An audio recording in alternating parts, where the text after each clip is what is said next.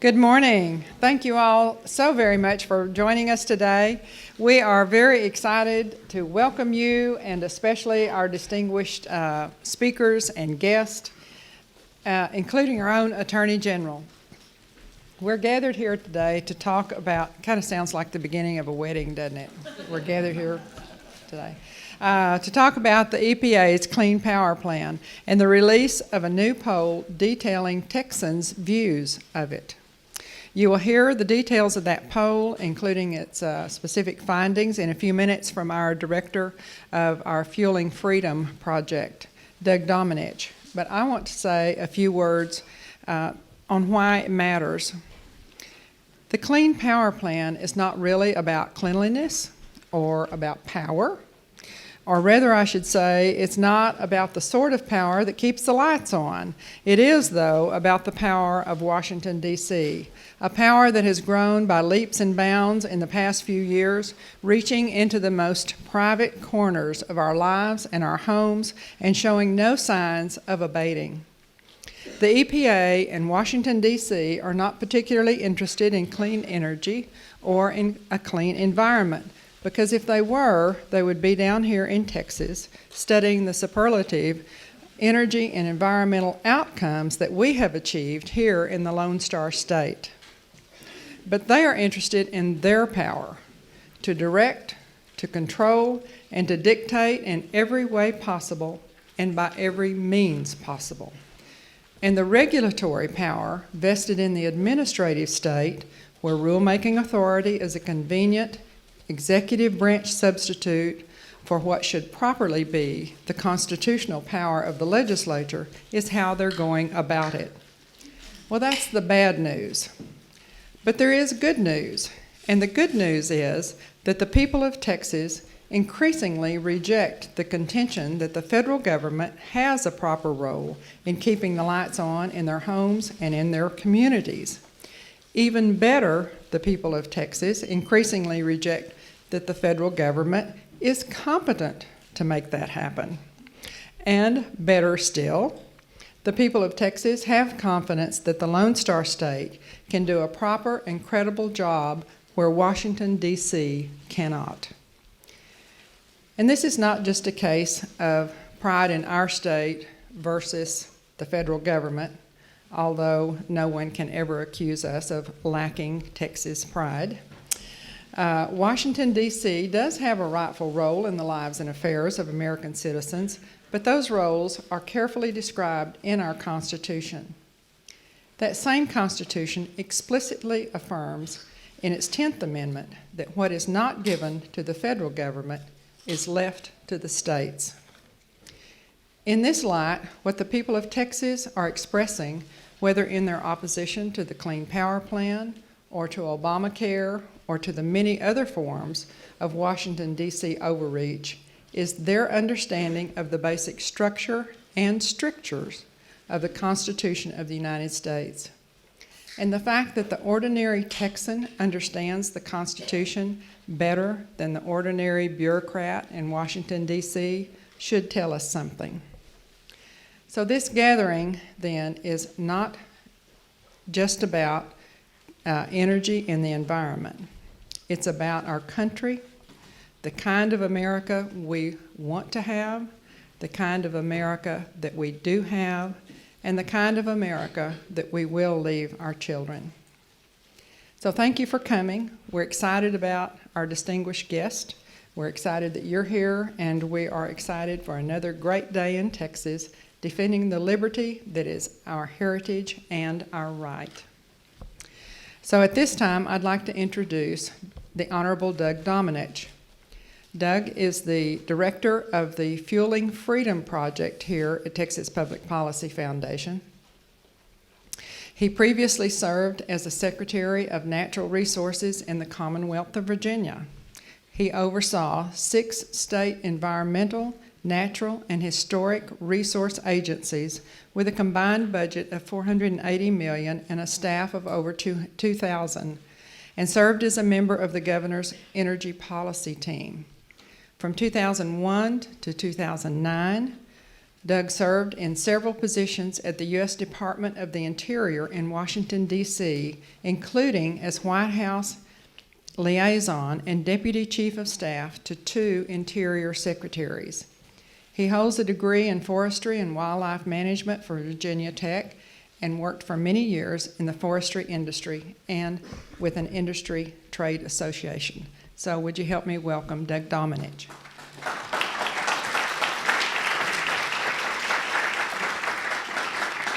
Well, good morning, everyone. Thank you, Arlene, and thank you, everyone, for coming to this policy primer this morning, and we hope the information is of interest to you. My purpose is to quickly run through the numbers, the top-line numbers in the poll TPPF is releasing today. Much of the data is included in the handout that you have. Earlier this year, Texas Public Policy Foundation retained noted pollster Base Lice and Associates to conduct a poll statewide on environmental regulation in general and the EPA Clean Power Plan specifically. The poll of 1,200 adults used standard polling techniques using cell phones and landlines and internet responses. The first question asked, just want to make sure I'm on the right slide. The first question asked was who should take the lead in securing environmental quality for Texans, the state or federal government? As you can see here, 66% of Texans believe the state government should take the lead in securing environmental quality for Texans. 60% of women polled and 73% of men overall trust the state government more. Younger women, 60% trust the state. African Americans, 57% trust the state. Hispanics, 60% trust the state. The second question asked was which one, the state government or federal government, does a better job of regulating for a clean environment in Texas?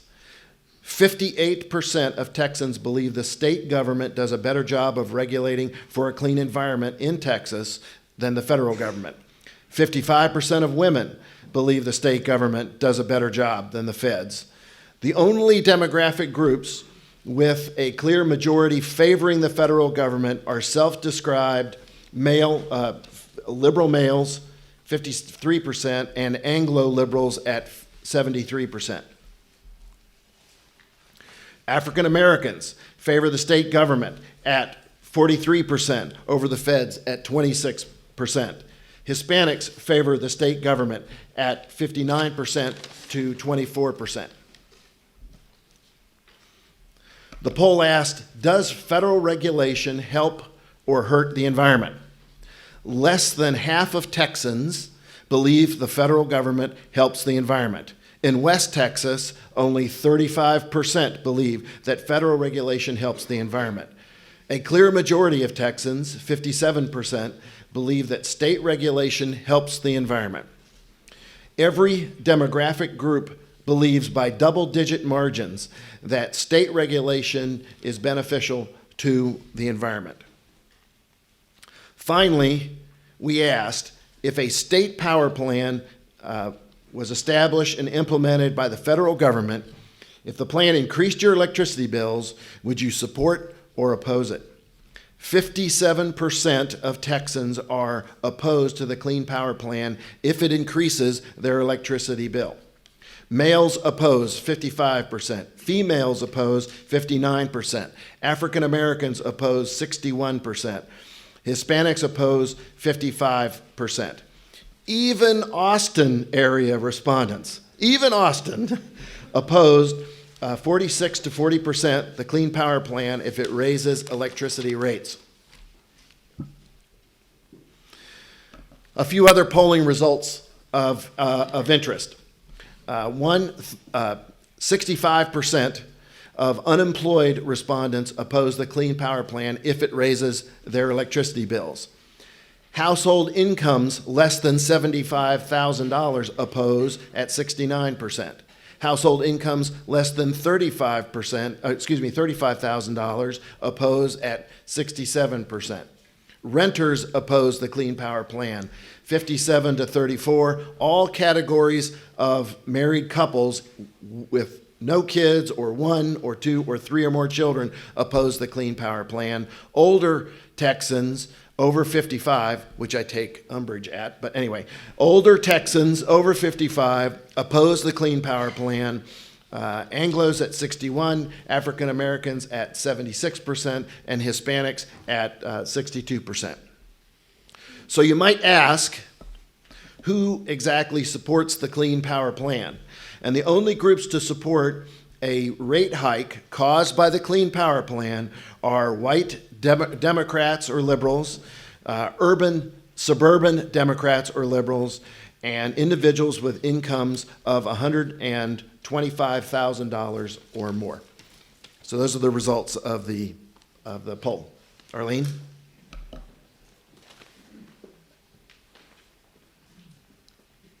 It's my privilege to introduce our new Attorney General, the 51st Attorney General of Texas, Ken Paxton.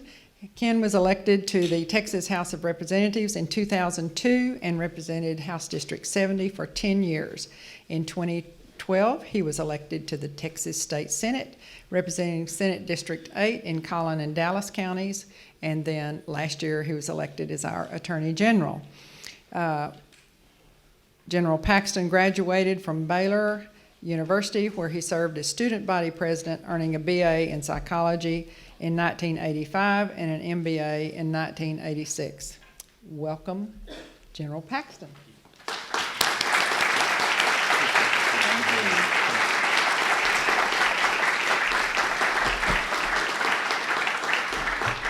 Well, Arlene, thanks. It's great to be here. Of course, I am a huge fan of TPPF. I've been, as you said, around for about 13 years, and I know that the state of Texas, and really our whole nation, would not be the same but for the input and the efforts of TPPF. So thank you for your support of that organization. They truly make a difference in Texas and the entire country. You know, it wasn't that long ago that we could easily say that the president's use of the EPA to further his agenda was easily his most blatant example of overreach. That may still be the case, but over the last couple of years, he's done everything he can to make that a much tougher call.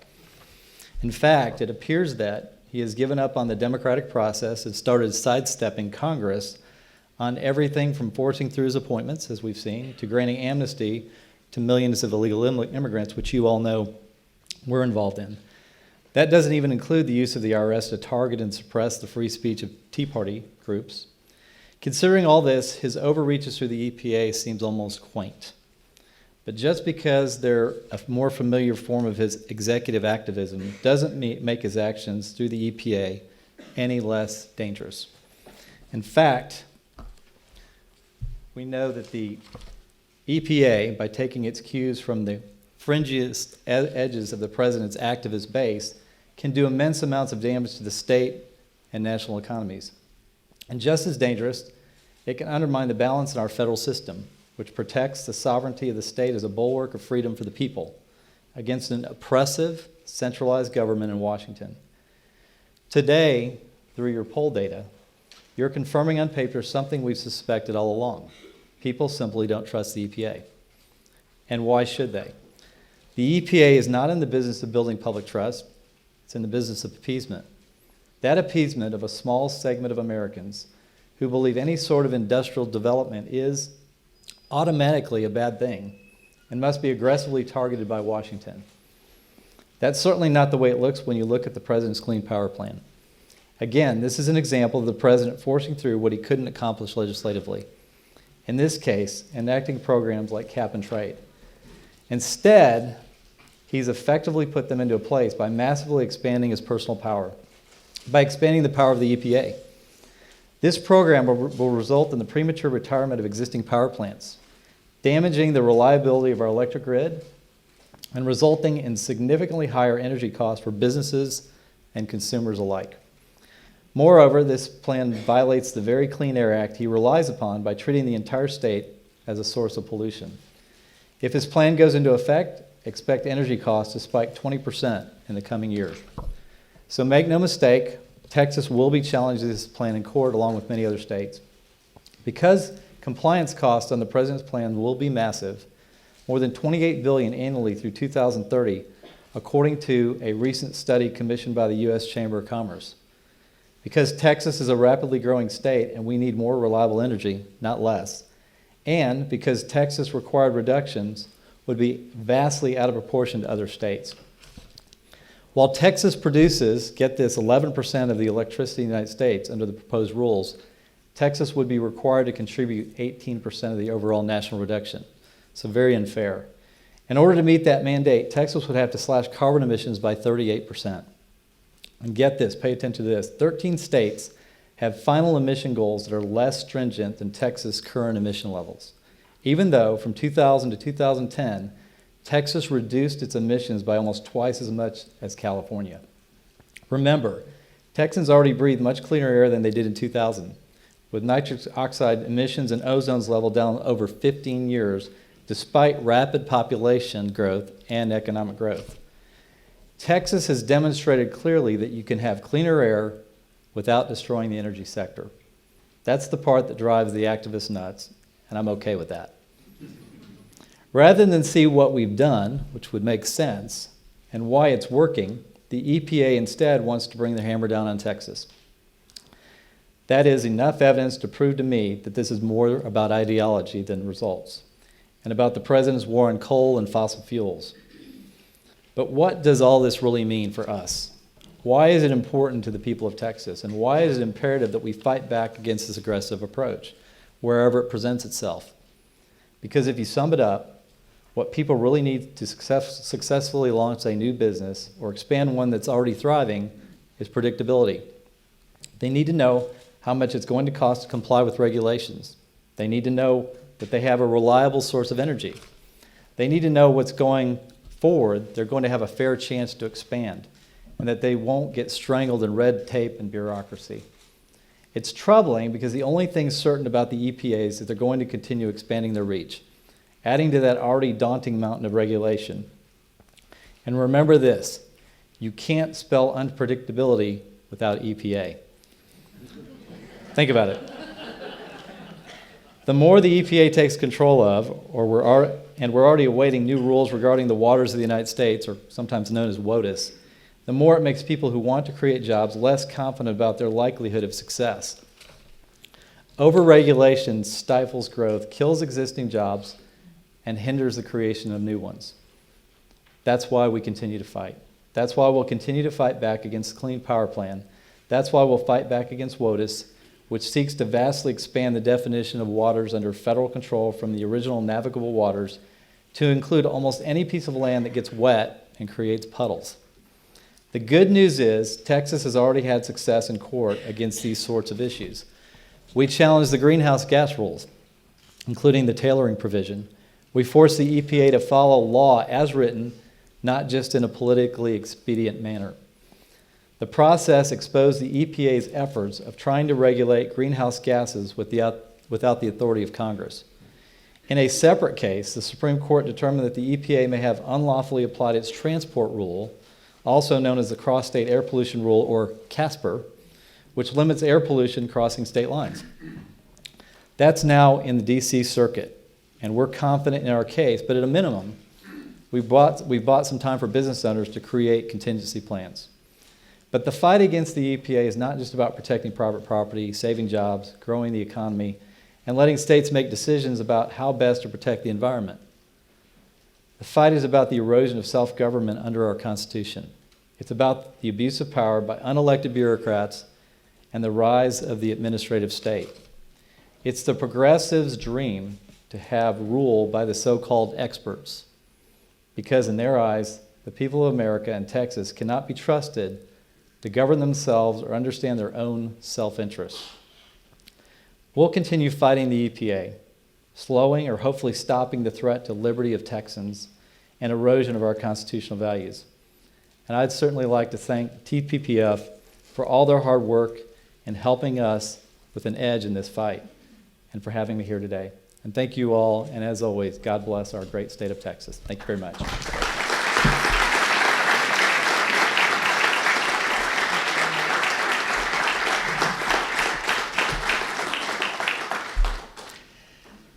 When our own Kathleen Hartnett White, who has headed our Center for Energy and the Environment, came and started talking about the Clean Power Plan, we at TPPF were astounded, startled, shocked. I don't know exactly what word can describe how seriously we took this, but instead of just complaining about it, we decided to take the work that she has done and create a national effort to raise up the issue among all the states and try to work with all the states. That's what Doug Domenech is doing in our Fueling Freedom. We also launched another initiative called the American Center for the American Future. We've changed the name 2 or 3 times, so I always have to read it, Rob. And hired, we were very fortunate to hire Rob Henneke as the director for the Center of the American Future. And before joining the foundation, Rob served as the twice elected Kerr County attorney, where he fought to protect the community through tough prosecution and brought conservative values to county government. He began his legal career as an assistant attorney general in the General Litigation Division under the leadership of Texas Attorney General Greg Abbott. Robert received his law degree from the University of Texas School of Law, where he founded the Texas Law Republicans. He earned his undergraduate degree in English literature from Georgetown University. So Rob will talk to us about what he's going to be up to in the Center for the American Future.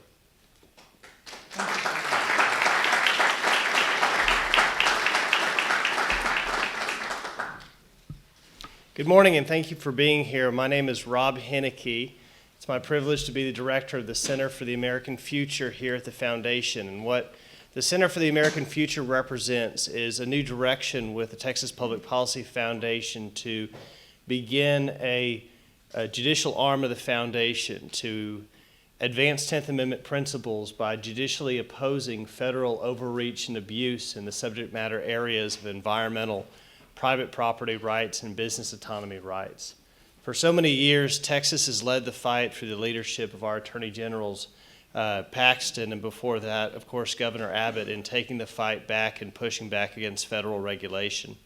But in so many instances, the compelling story is brought from the private sector, from the small business that's being impacted by the oppressive regulations or by the individual that's being threatened with intrusion upon their private property rights. And so what the Center for the American Future represents is our effort to join in some cases with the fights that will be fought against the Clean Power Plan, against the Waters of the United States rule, against the increasing encroachment from the Endangered Species Act, but also in many cases to take the fight and lead the fight in finding new cases and new legal theories to advance to not only stand for our constitutional rights, but also to protect Texans, protect business, protect individuals here in this great state of Texas. So with that, my role here today is to moderate our discussion today with a very distinguished panel that we have to visit on the impacts of the Clean Power Plan. What I would like to do is first, I guess, invite our panel to go ahead and come up and join us.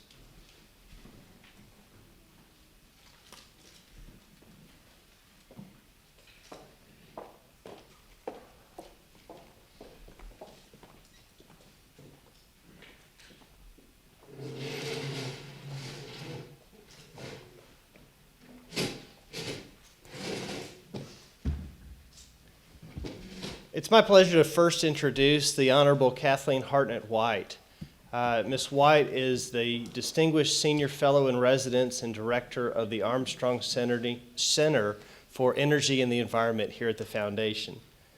She was appointed by Governor Perry to a 6-year term as Chairman and Commissioner of the Texas Commission on the Environmental Quality, and before that served as a Governor Bush appointee to the Texas Water Development Board.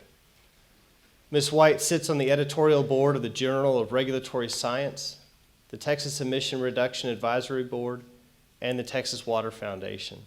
She received her bachelor cum laude and master degrees from Stanford University, where for 3 years she held the Elizabeth Wheeler Lyman Scholarship for an outstanding woman in the humanities. Next to Ms. White, it's our privilege to have here today Dr. Bryan Shaw. Dr. Shaw joins us as the chairman of the Texas Commission on Environmental Quality, where he was appointed by Governor Rick Perry on November 1st, 2007.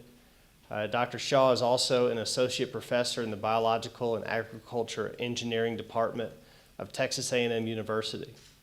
He's a former associate director of the Center for Agricultural Air Quality, Engineering, and Science, and served as the acting lead scientist for air quality and special assistant to the chief of the U.S. Department of Agriculture, Natural Resources Conservation Services. Dr. Shaw also has served as a member of the U.S. EPA Science Advisory Board Committee on Integrated Nitrogen, the EPA's Environmental Engineering Committee, and the ad hoc panel for review of the EPA's Risk and Technology Review Assessment Program. It's also my privilege to introduce Mr. Mike Nasi with us here today. Mr. Nasi is a partner with the Environmental and Legislative Affairs Practice Group in the Austin office of Jackson Walker, L.L.P. Mr. Nasi practices environmental law in the areas of air, water, reclamation, waste management, and manages the firm's air quality practice. Mike's been named to the National Law Journal's inaugural list of the top 50 energy and environmental trailblazers, and he's practicing before state and federal environmental and energy agencies in the Texas legislature for more than 21 years. Please help me in welcoming our panel here today.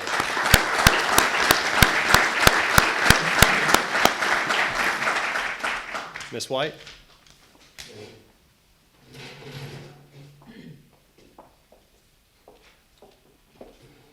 Before I begin, I just have to make one comment about my colleague and friend, Bryan Shaw. I had the job he has now for 6 years, that he's had now for over 6 years. I thought every day, all day, every day, contending with EPA was exhausting. I can't imagine what it must be under the last 6 years, because there were some major changes. And I really just want to tip my hat, sir, for the really valiant response that Texas has given to, and the many times you and other from TCQ have been invited to testify to the U.S. Congress. So Texas is quite a leader on this. I want to just very briefly provide a little historical context, which is what you do, I think, when you reach a certain age. But on EPA authority under federal law, under the Clean Air Act, and under this that we call the Clean Power Plan, although I think we need a different term, because that was EPA's, sounds nicey, doesn't it? Who could be opposed to a Clean Power Plan?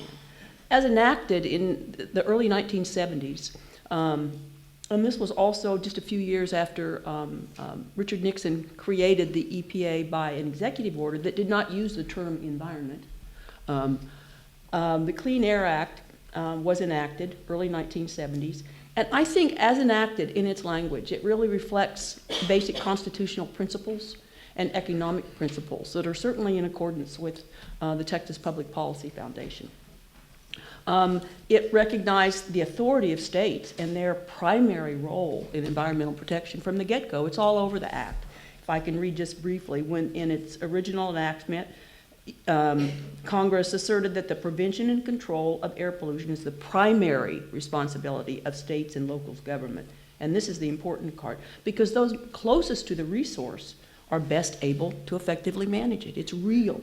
It's real when you're in a state, because you often have people in your face, but you also get to know what is a real problem and what is not a problem, and design specific solutions to address genuine environmental concerns.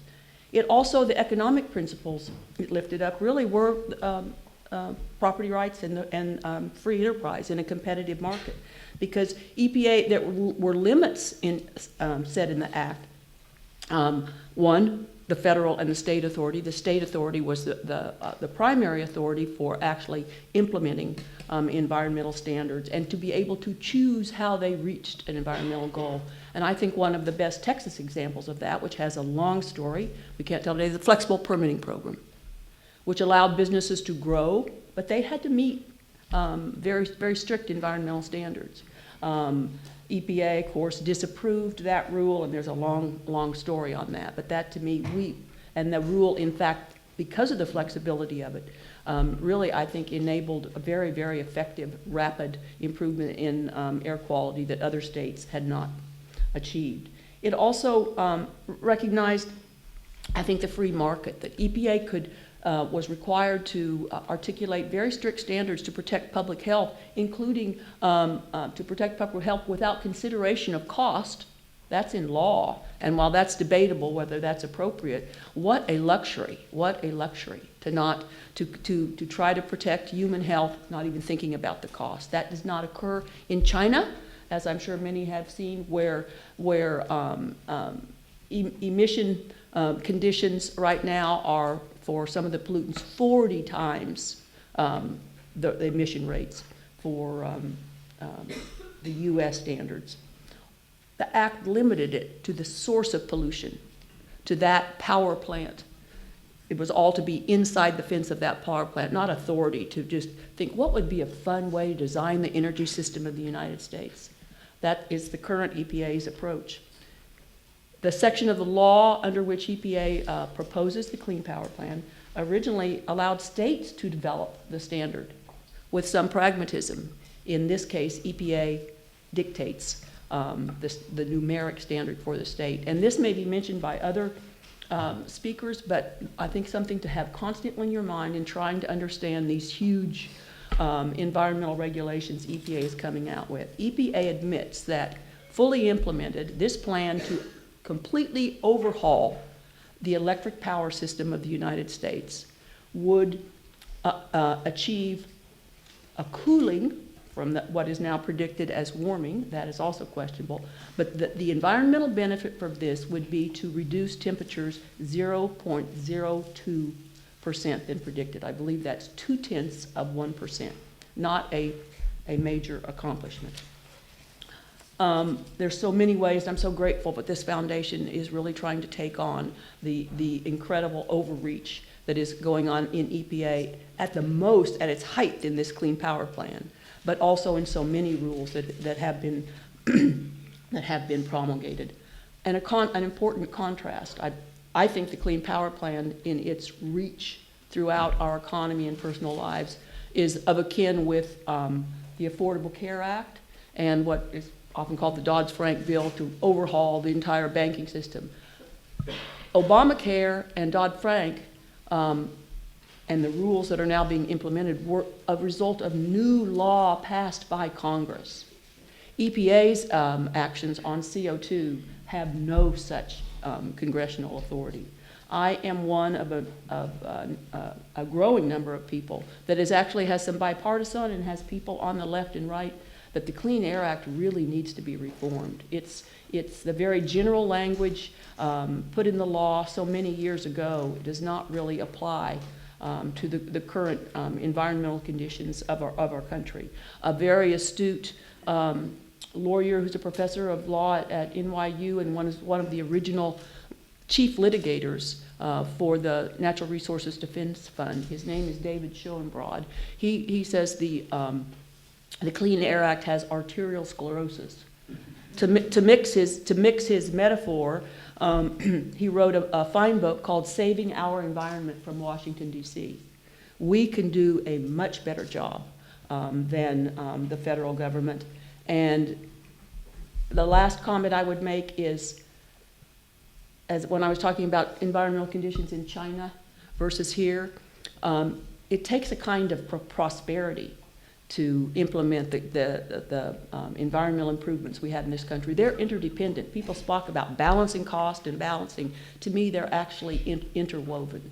And I think the current EPA is actually acting at the expense of the environment, of real environmental problems. And I think that legislative reform is absolutely essential. Thank you all very much.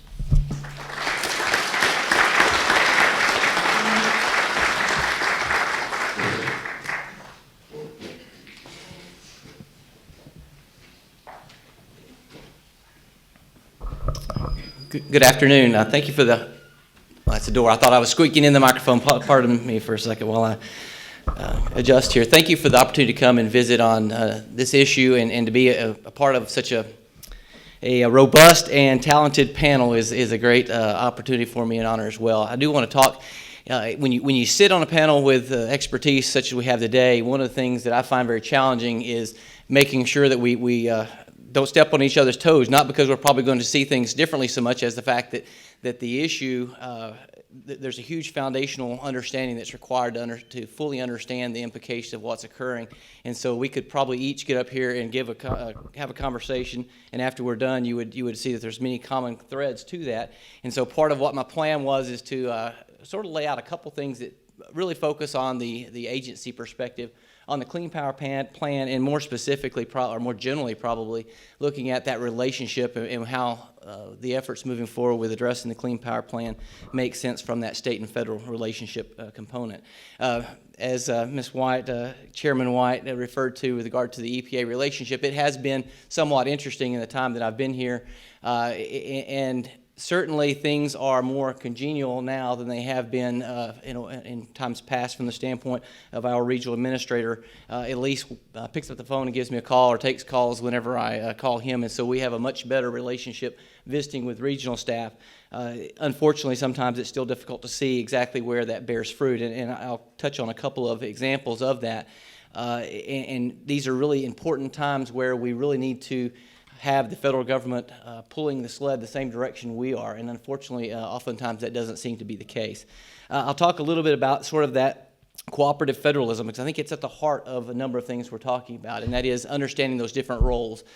Clearly, with regard to the survey sort of captured a slice of what Texans think about who should be doing the environmental regulations. From my perspective, I'm much more focused and concerned about what the law requires and what makes sense. And if you're familiar with cooperative federalism, you understand, and if you're a supporter of cooperative federalism, you understand it's not just the law, it's a good idea. There's a reason that it was put in place, because it makes sense, because it allows us to have some of the success that we've seen in Texas. And that is where we've seen Texas be able to take initiatives from the federal government when they're in their proper role, or any issue for that matter, even when they exceed their role, when you allow the states to be very active and have ultimate control over what that implementation looks like, you avoid some of the things that I can talk about today, the Clean Power Plan, the cross-state air pollution rule, the regional haze rule, a number of the flex permits even that Chairman White mentioned.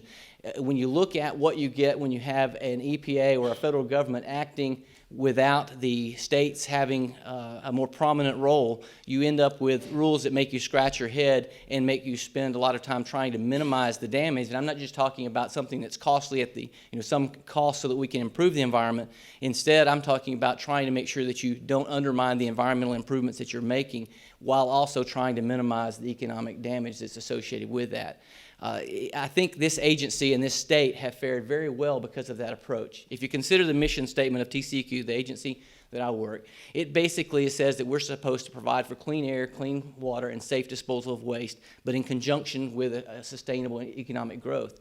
And as Chairman White was alluding to, we believe, and I firmly believe, this is not just a choice between those two, but they're interwoven, they're interconnected, and as I like to put it, you have to have both or you'll have neither. And if you've heard me say that before, it's because I firmly believe that. And that is, if we don't have a strong economy, we're not going to be able to afford the next level of environmental improvements we're making. And if we don't have a clean environment, then we're going to have a difficult time attracting those jobs and those employees and those entrepreneurs that want to have places that are safe and healthy and wonderful for raising a family. And so these should not be mutually exclusive. Instead, you should find ways to get both, because otherwise, indeed, you will have neither. And I think the Texas example demonstrates that. If you look at what's happened in the state, faring the economic ups and downs much better than other states, all the while continuing the environmental progress that we've made. And so I think it's important that we not just stand our ground from the standpoint of trying to prevent an extremely costly regulation from coming, which there are many of these regulations that EPA has pushed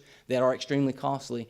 But more importantly, we're finding that balance, that we're making sure that at the end of the day, I can sit in face-to-face with different stakeholders, whether that be environmental groups, whether that be normal citizens, or whether that be the regulated community, and they should, based on what the science and what the law and what the rules and regulations that we develop, that we put before them, they should have a reasonable expectation that what we do as an agency is going to have an environmental benefit, that we've done our homework to try to avoid the unintended consequences. And so at the end of the day, that we've done what we often refer to as the three-legged stool. That is, we've considered science, the law, and common sense to make sure that we're approaching these issues in a way that most Texans, if you had the opportunity to really sit down with them and explain what you're doing, they would say, I understand why you're doing that. I understand the trades that were made. And I think if you find that if we move forward with that more open, transparent, and honest approach, we'll also be able to have those in the regulated community be more able to come on board and be a part of solving the problems that we have. And we've seen this. Frankly, the Flexible Permits Program is an example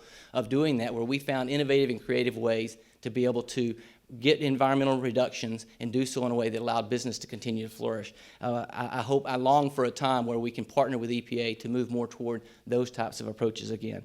So real briefly, since the big topic behind us is a clean power plant, I want to make a couple of comments that I think are critical to things that we need to make sure we address in this and other initiatives coming out of the federal government. Specifically, if you look at the discussion about the Clean Power Plan, there's a lot of discussion about how the EPA just went in and applied this rules, and that the president wanted to get some reductions from greenhouse gases so that he could have his plan in place and be able to negotiate for international treaties. Well, part of the challenge is that we have that three-legged stool I talked about earlier, and the law is a really important component of that. And if you look at the legislation that empowers EPA to require what we refer to as a existing source performance standard, there's the new source performance standard, which would be for new facilities. Existing is what they're trying to apply largely to get the 30% U.S. reductions by 2030, is by going after those existing coal-fired power plants largely. And then there's, when you look at this process, EPA had to have the new source performance standard in place before they could go after the existing sources. Key thing to that is they didn't do it very well, in my opinion. Specifically, they require that for a new coal-fired power plant, I'm going to get in the weeds just a little bit, but I have to. A new coal-fired power plant would have to have carbon capture but not carbon storage, because they didn't have the data to support carbon storage. And so it's what I refer to as a catch and release program. You'd have to catch the CO2 when you generate electricity from a new coal-fired power plant, but then you could release it theoretically. The reason they did that, and this rule, by the way, they said would have no environmental cost and no environmental benefit, because there wouldn't be any new coal-fired power plants built anyway. So they went through all these machinations to create a rule that would never be utilized, because they had to have that rule in order to develop the next rule, which is really what they were after all to begin with, and that is to require existing coal-fired power plants to reduce their emissions. They went through, and the law that enables this requires that they can make changes based on performance standard to determine best systems of emissions reduction. Basically, they could see what you could do at a plant to get reductions, but it has a key term, and I want to mention this, that the states have ultimate flexibility and are supposed to consider remaining useful life. The reasoning behind that is this rule should not go in and require facilities to shut down unnecessarily. You should instead look at what controls could be put in place. That basically accounts for 10% of what EPA's goal for Texas is. 10% of the goal for Texas reduction based on EPA's proposed plan is following the law. The rest of that, they say, is so states can have flexibility by changing our energy policy, by dispatching less carbon-intensive energy generation first, by creating more renewable energy, and by putting on more energy efficiency measures at the end of use. Those are all outside of the purview of the EPA. Those are also not within the enabling statutes, but they claim that states needed that flexibility. And so just to put this in context, for that flexibility the EPA supposedly gives the states, they increased our targeted reductions by a factor of 10. So 10 times as many reductions as we would have had otherwise for flexibility that we don't need and frankly we can't afford. That's just one of those issues that you get when you have the federal government overreaching and not allowing the states to have their proper role in developing regulations, is you end up with a federal government that goes forward with plans that will be, one, unworkable, and two, will be very unequitable across the states, very arbitrary, in that Texas would have the lion's share of reductions. In fact, Texas reductions would be more than twice the state behind us. In fact, I think more than the next two states combined is another way I've heard that referred to. Put simply, it's a plan that really misses an opportunity to try to incentivize Texas and the country, if you will, moving forward with developing the next low environmental impact energy sources, whether that's cleaner coal, whether that's new energy sources, and instead we're assuming that by artificially requiring us to quit using the natural resources we've been blessed with, that somehow that's going to lead to international improvements and reductions in greenhouse gases, which, as Chairman White mentioned, even at the levels that they're proposing, would have a negligible impact on the environment as we see it. So I think it's critical that we stand up not only for making sure that the states have the opportunity to fulfill their proper role, but we recognize why that's important, because if we don't, the next issue that comes along will be even less able to be able to establish and claim that right that we know leads to better results. So thank you.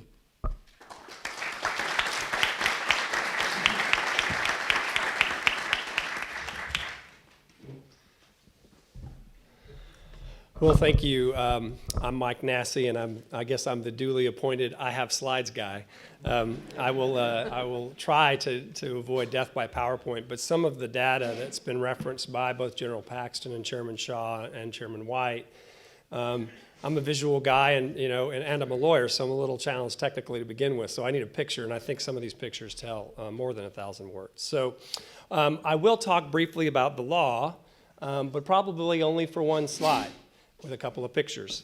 The rule of law matters. Every official that's been up here so far has noted it. It's my life. I represent rural electric cooperatives and power generators in pending DC Circuit and Supreme Court cases. But it matters because it reflects the consent of the people to be governed. The Clean Air Act is the deal that was struck by the people of the United States and the people that wanted to do more to impair rights, freedom, liberty, and private property rights. So what the deal was in the Federal Clean Air Act that was embodied, that Chairman White referenced, can't just be jettisoned based on your priority of the day. Just because we need to go to Paris and try to negotiate a treaty, you don't get to throw out the Clean Air Act. And one needs to look no further than a constitutional scholar that many of us might disagree with on a regular basis, because he is a noted liberal constitutional scholar, a former mentor of the president's, actual counsel to the president's campaign. And he is calling this regime on its face unconstitutional for the reasons that I've described and that you've heard and that we can provide you, and TPPF has many resources to make more clear to you. He also coined probably the best phrase to describe this whole issue legally, and a lot of PR firms are probably frustrated they didn't come up with it first. He came up with it when being pressed by members of Congress why it was that he was opposing this regime that was supported by the president that he is so close to. He called it very simply, he didn't go to law school to become a combustion engineer and figure out what we should be burning as part of our energy policy. He said, what I do know is what we shouldn't be burning as part of our energy policy is the Constitution. Okay, and whether you think that's a 10th Amendment-based constitutional claim, a takings-based constitutional claim, statutory authority and exceeding statutory authority is necessarily a constitutional issue.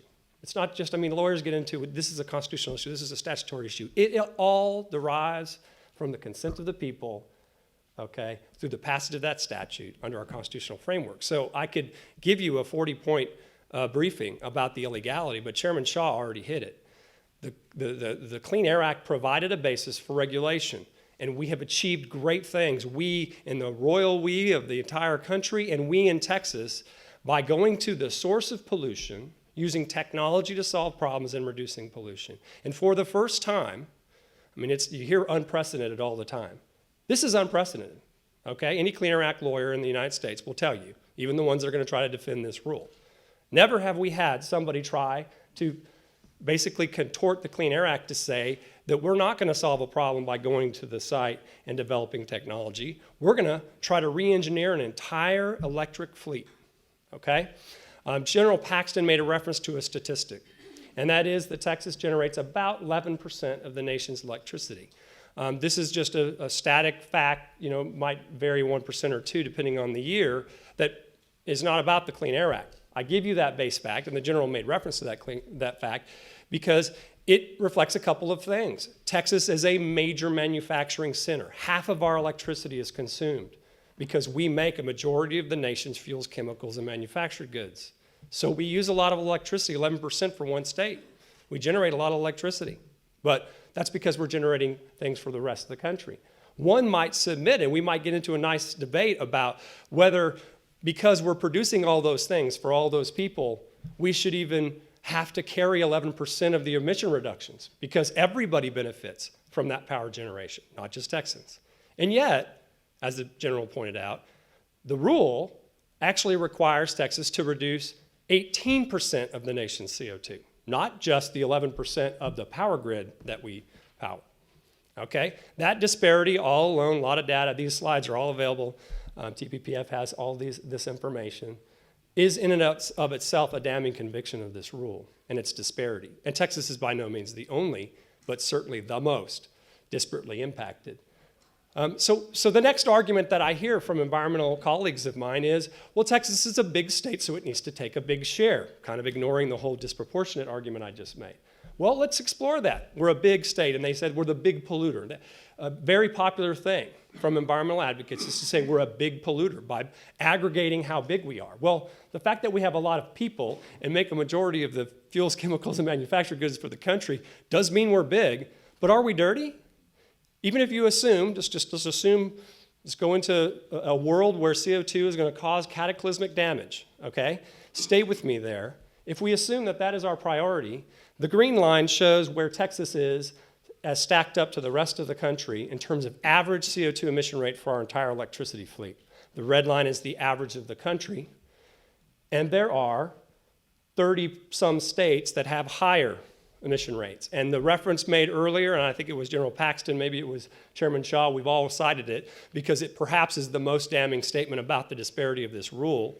At the end of the day, after all the economic destruction, I think it was Chairman White that pointed this out, of this rule in 2030, okay, there will be, if you look at the data, the way the EPA uses it, 18 states who will have final budgets that are higher than our current emission rate.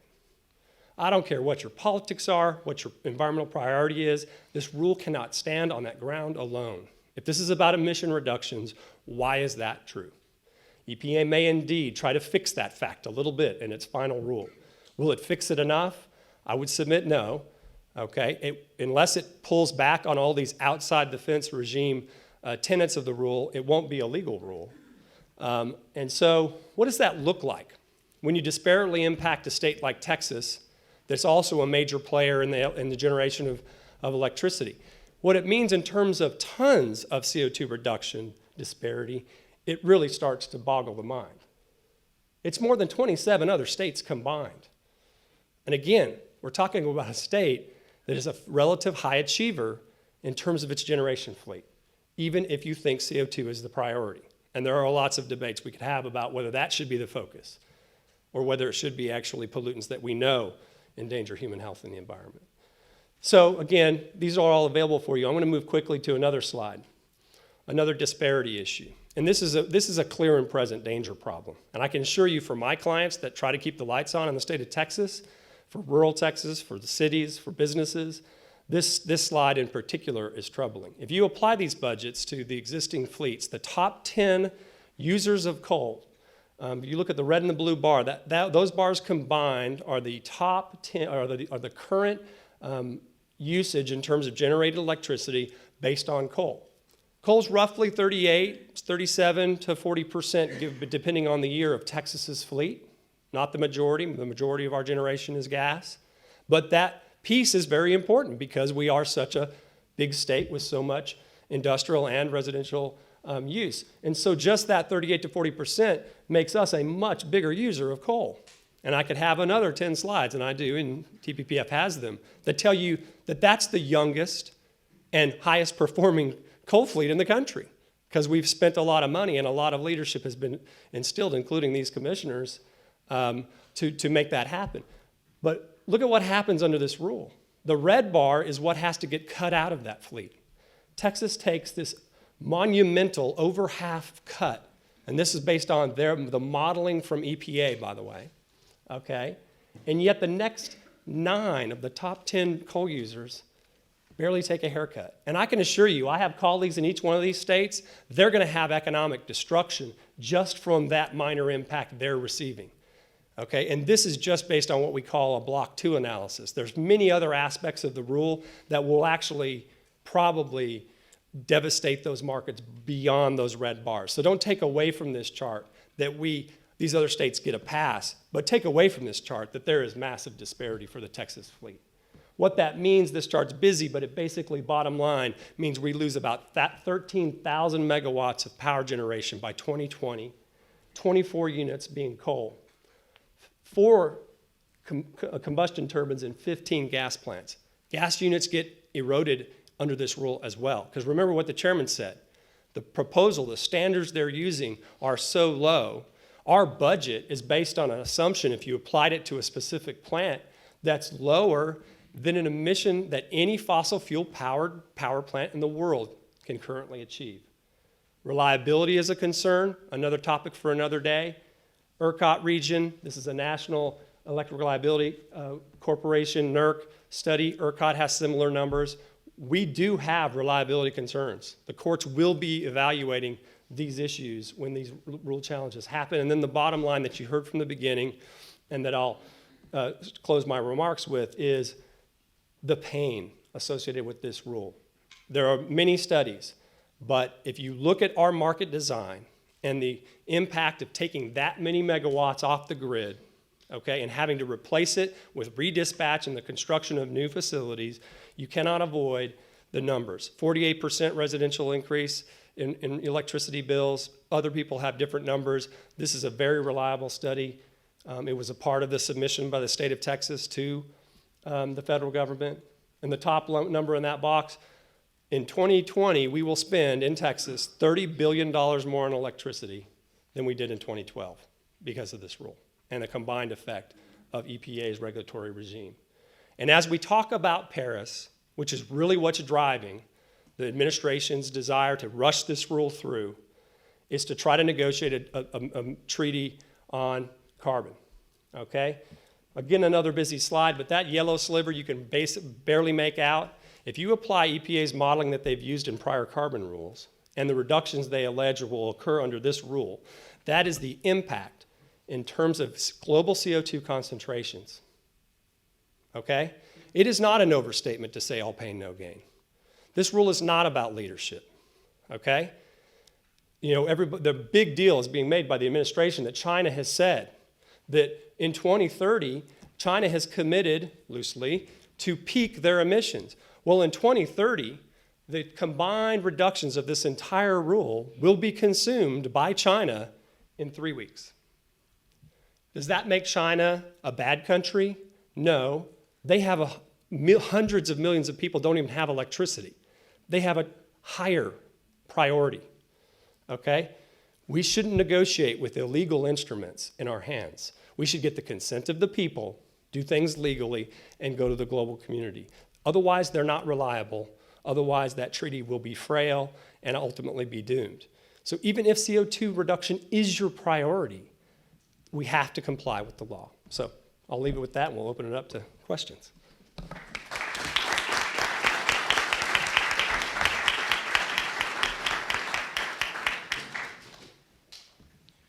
Terrific discussion. As a side note, last month I had the separate opportunity to visit with the attorney generals for Arizona, Nevada, and Alaska. And in each of those conversations when the Clean Power Plan came up, each of them said, my state is the worst state that's impacted by this plan of any other state in the United States. So there's disagreement on that, but it's universal acceptance this Clean Power Plan is bad for American energy. Because our discussion here today, we're going to have some question and answer with our panel. But because our discussion is live streamed over the internet, I'd ask that you just wait for the microphone to get to you before asking the question that you have. And I'll lead off with the first question for Dr. Shaw.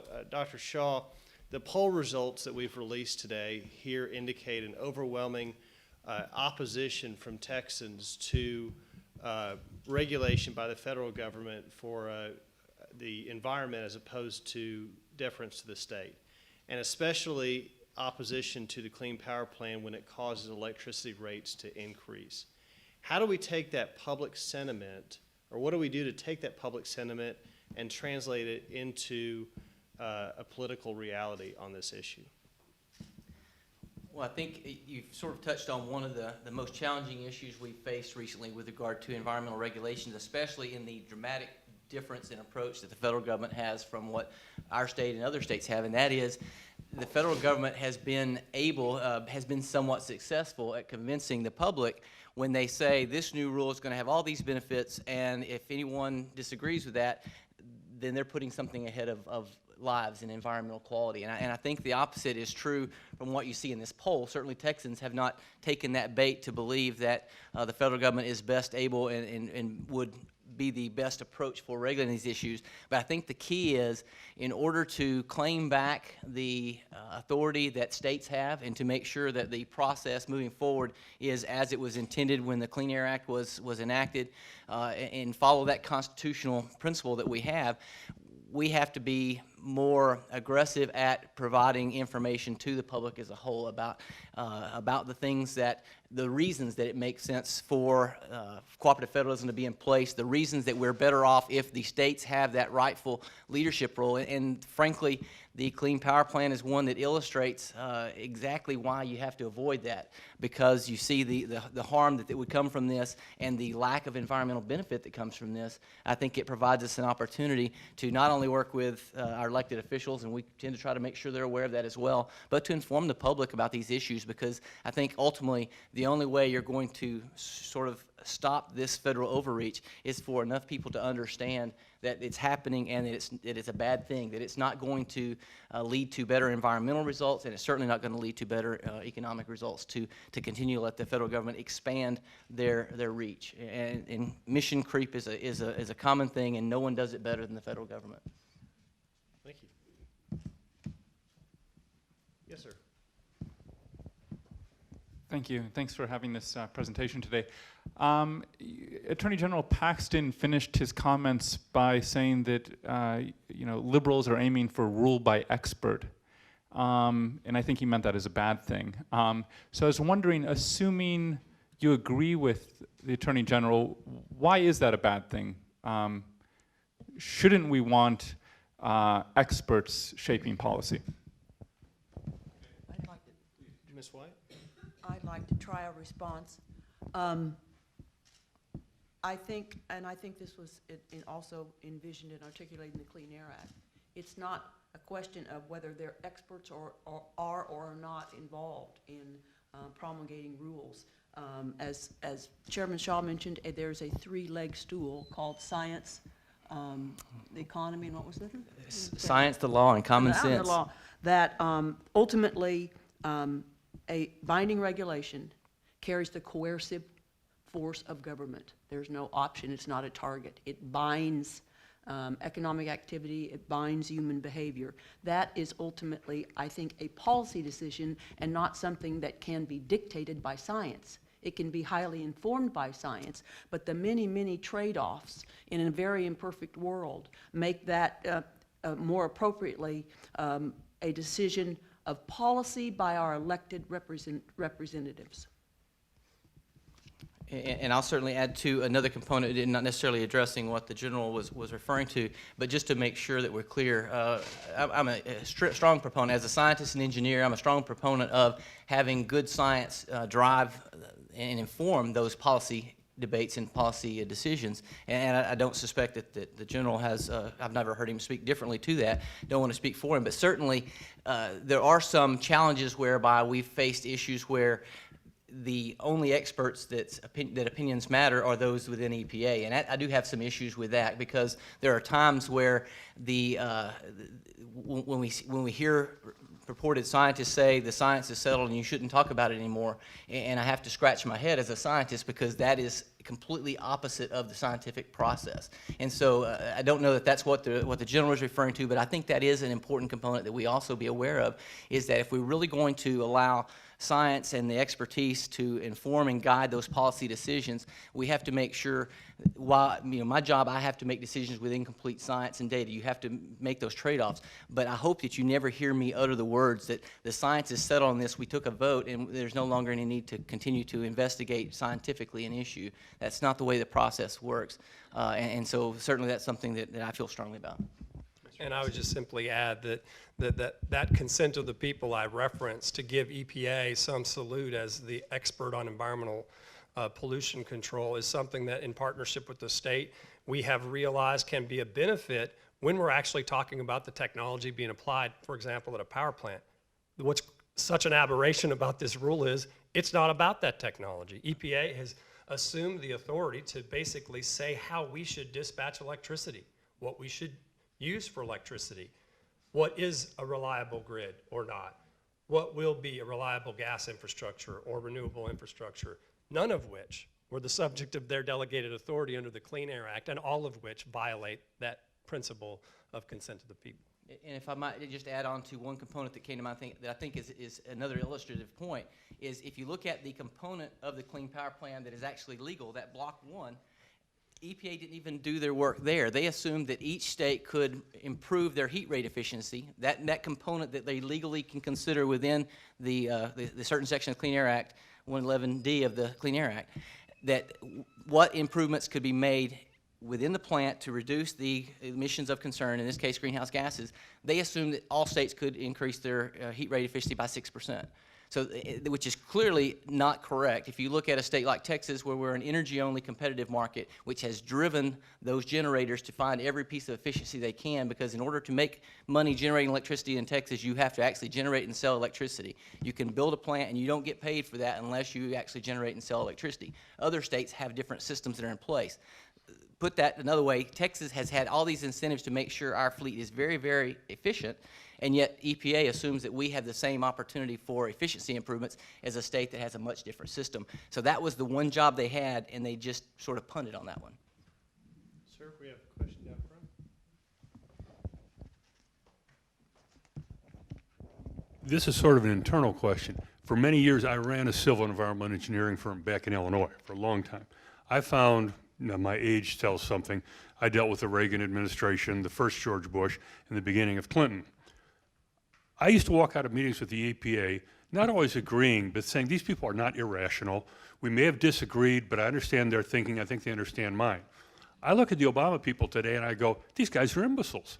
I mean, I do not see any recognition of the real world. When you deal with them one-on-one, do they ever kind of hint that, hey, this isn't me doing this, or do they really believe this stuff?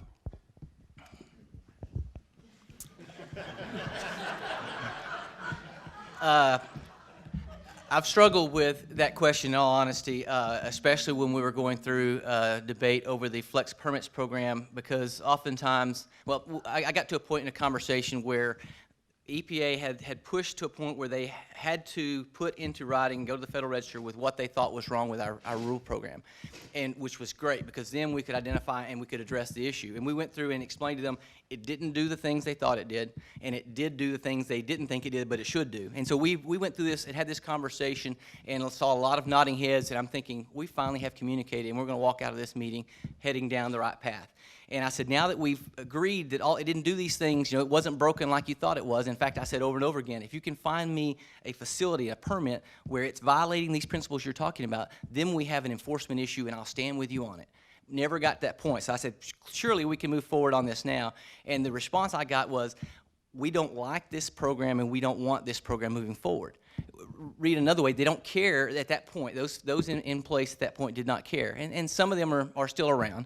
And so you have that component where the EPA seems to be completely consumed with advancing what their belief, what their desire is. It's the ends justify the means sort of approach. And so there are some good people at EPA, don't get me wrong, but right now what we've seen from the actions coming out of the leadership has primarily focused on what they want, not what does the law allow, and not even what does the science suggest. You know, if we've gone through and with regard to the cross-state air pollution rule, EPA thought that Texas had 90,000 megawatts of generating capacity when we only had 72,000. And so when they did their analysis, if these plants got shut down, we would be fine from a reliability standpoint because they assumed we had a lot more generation than we had.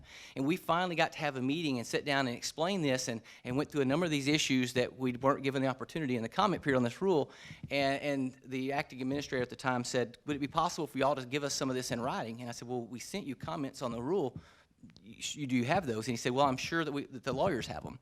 And insert laugh line here, but it's not just a punchline, but it really, I think, emphasizes what the difference is. Certainly, you send it to the lawyers, but the mindset that I've seen out of EPA has typically been whenever we submit comments, whenever we give input, they've not looked at that input and said, okay, is there something with our rule that's wrong, that needs to be improved, needs to be fixed, but instead, how do we defend against this legally? And that's a completely different mindset than if you put yourself in the role of a true regulator. In my opinion, you should say, okay, I'm going to get input from all sides of this issue. I need to weigh the facts. I need to come to a decision based on the best understanding of the data that's there, the legal requirements, and that common sense component, and come out of that with a decision that makes sense. I don't see that really having a prominent role in what we've seen out of the EPA in recent years. Yes, sir.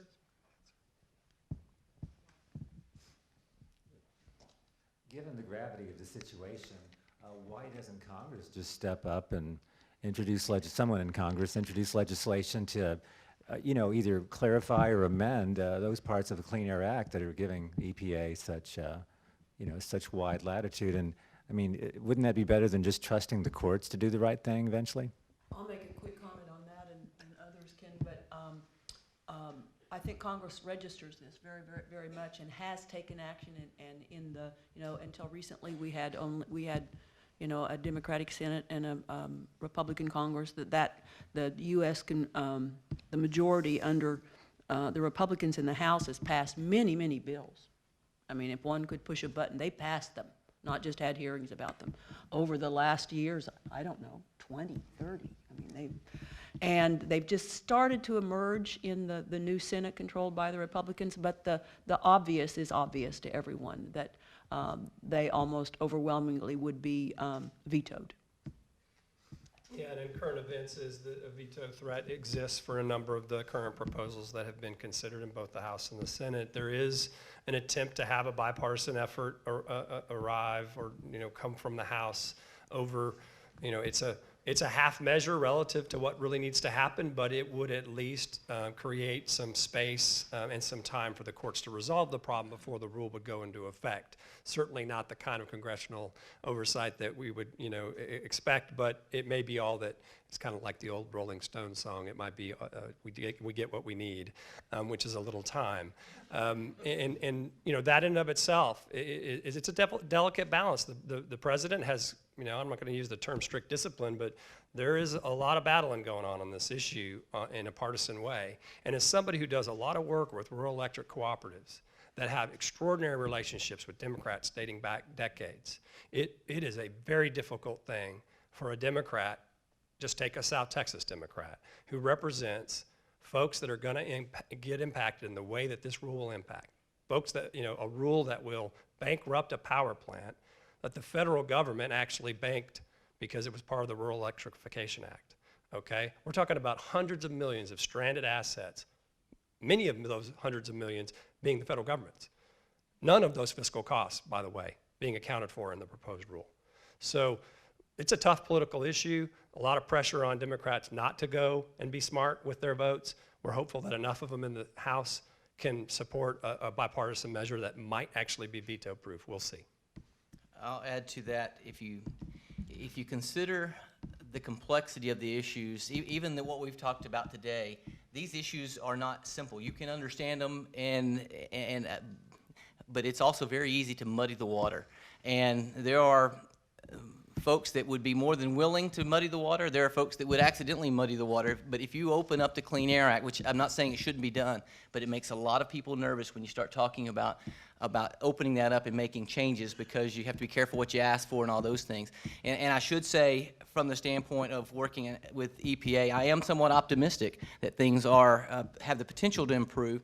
And in fact, we're working on having a meeting with the administrator of EPA dealing with how they go about setting the ozone standard. And I won't say I'm optimistic that they're going to change differently, but I certainly have, staff has worked on an approach that I'm hopeful will shed some light and explain how we're trying to actually set and look at standards that are going to be protective, and maybe we can engage in that scientific discussion. And so there's hope. I'm always an optimist, and I hope that we'll have improvements there. But getting the Clean Air Act fixed is going to be a real challenge, but it's something that it's worth continuing to look at.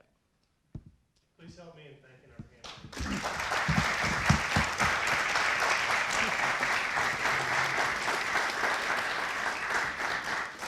I hope that after listening to this that you can see why we consider this to be such an important issue at Texas Public Policy Foundation. Chairman Shaw mentioned two words, unworkable and inequitable, and I believe that you saw that in their presentations today. Thank you for being here. We appreciate your coming and hope that you leave well-informed and well-fed.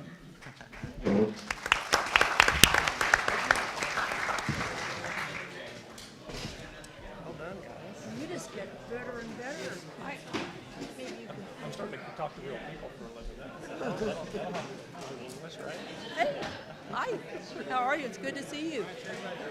Thanks. Look forward to getting together on some